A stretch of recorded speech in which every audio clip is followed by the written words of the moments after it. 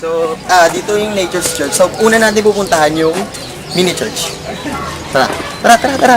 Nakikita yung San Lorenzo, Manila Chapel. Dami.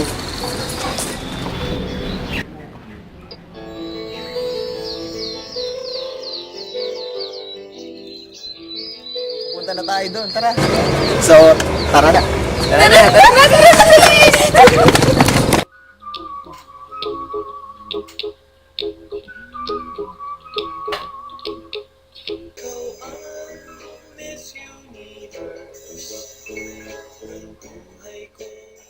Eucharist Adoration Chapel. Sa karaniwang araw, maaari kayong pumunta dito at magdasal. Halika, pasok tayo. So, sa bari ng tsinelas, sa pagpasok sa Adoration Chapel, makikita ang mga materyales na gawa ito. Ito ay karaniwang gawa sa lumang kahoy, mga pebbles at malalaking bato. Sa banda doon ay makikita rin ang mga aklat ng pagdarasal. Nagdadasal ng matainig ng mga tao. Ito din ay pinapanatiling malinis at tahimik. So, narinig nyo na kung ano yung Adoration Chapel. So, doon naman tayo. Tara!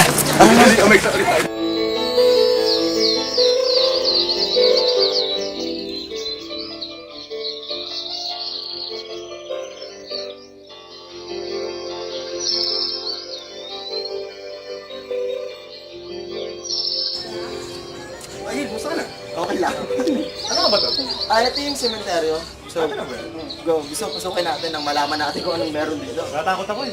Hindi yan, tinama. Open!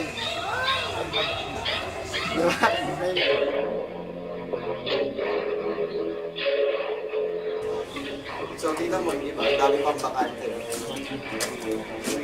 So, tara, marami pa pala doon.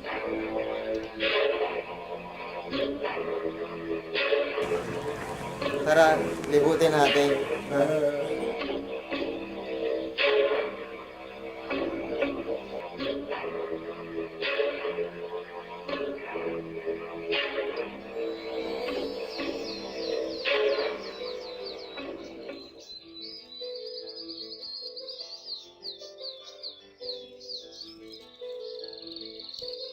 Nandito tayo ngayon upang intervene si Sir June para malaman natin yung history ng church natin. Sir June, ilang taon na po kayo nandito? Nag-umpisa ako dito noong 1995 hanggang ngayon. Ang una I was a property custodian. Tapos as the years goes on, I handle the maintenance job ng the whole parish. So, at least 14 years na ang paglilingkod ko sa Mirapalit Parish. But we came to this parish in 1978.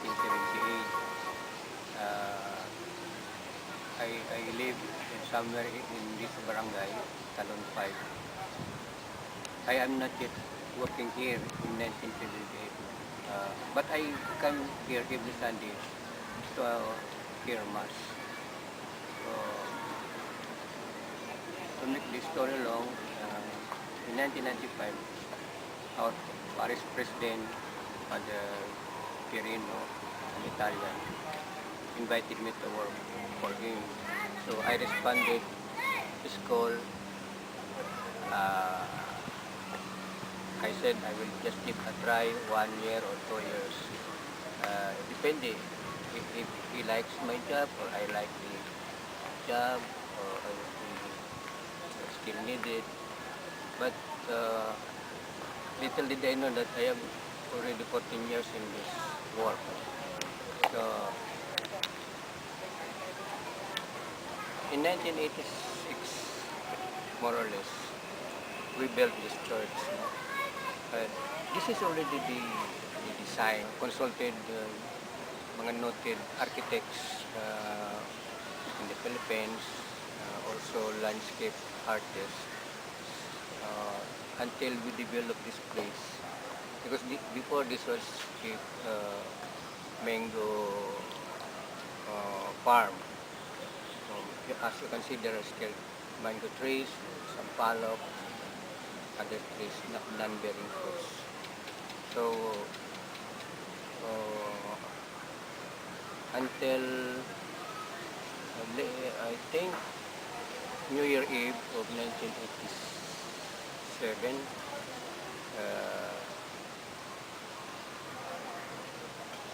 a firecracker hit our roof and burned the entire roof because it was only made of anahaw covered with tarpaulin. So we have to rebuild our church starting early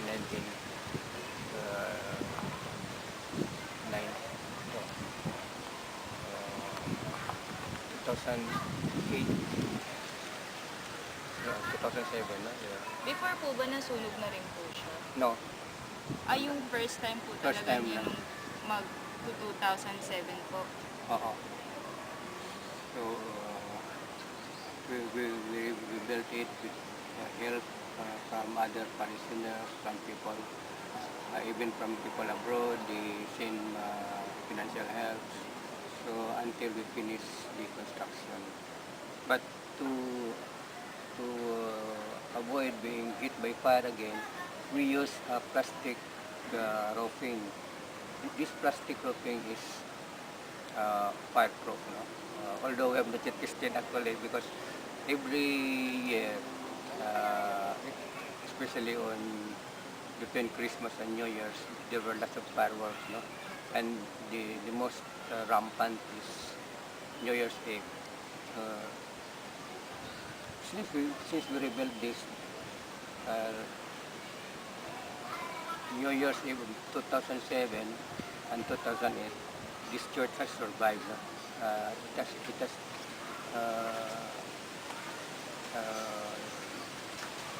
Well, luckily it was not hit by a falling of fireworks.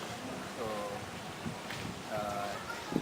hopefully in the years to come, hindi na siya ulit masunog. Huwag naman tayong tulot ng Panginoon na magkaroon pa kami another fire na kasi we have to find another place to hold our masses of Sunday.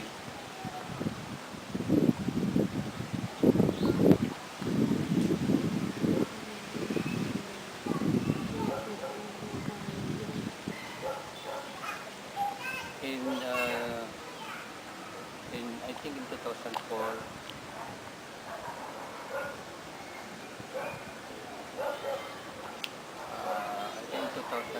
our parish priest had retired, and our new parish priest now is Philippine, Father Fidel Pagli. Before, he was the assistant parish priest. When Father Perino retired, Father Fidel took over as the parish priest since then until now. Sino po talaga yung pinaka-founder nitong church natin? Father Perino. Father. Tapos nung nag-retire po siya, napalitan po siya ni Father Fidel. As parish priest. Sir, sino naman po yung mga prominent people na pumunta na po dito sa church? Ang natandaan ko lang na nagtatawag. So that's it. We heard it straight from Sir June. So Sir June, thank you po sa time. Welcome. And Doing this just for Guys!